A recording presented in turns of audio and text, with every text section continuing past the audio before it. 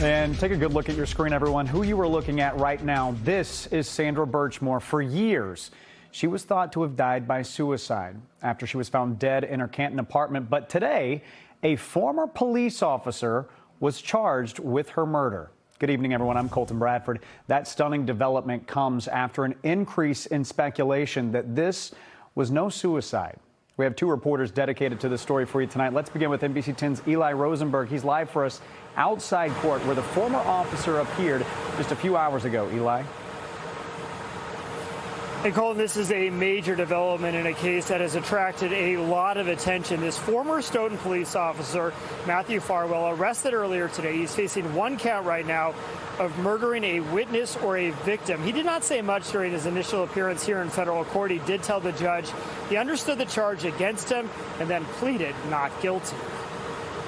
It ended in a Revere shopping plaza. Former Stoughton police officer Matthew Farwell arrested by FBI SWAT officers this morning. The arrest coming after years of swirling questions about Sandra Birchmore and what led to her death. The charges filed today in federal court allege that she was in fact murdered by Matthew Farwell. According to the 45-page federal indictment unsealed today, Farwell allegedly killed the 23-year-old Birchmore by strangulation on February 1st, 2021. Federal prosecutors saying he then staged her Canton apartment to look like Birchmore took her own life. At the time they add, Birchmore was pregnant and told Farwell he was the father. He allegedly attempted to cover his tracks to literally try and get away with murder. And he almost did, until today. This indictment painting a graphic picture of the relationship between the two, who, according to court paperwork, met when Birchmore joined the Stoughton Police Department's Explorer program. The indictment going on to say that Farwell groomed Birchmore, then started sexually abusing her when she was 15 years old. Our investigation also uncovered additional evidence that is inconsistent with someone choosing to die by suicide.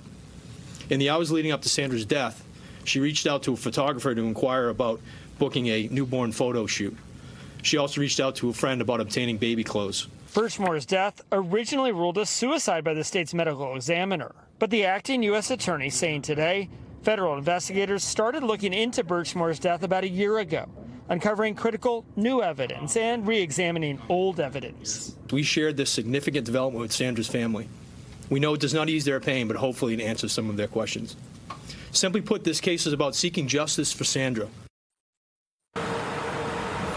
And a couple other notes from this brief court hearing today. Farwell is ordered held until a detention hearing. Right now that is scheduled for September 10th.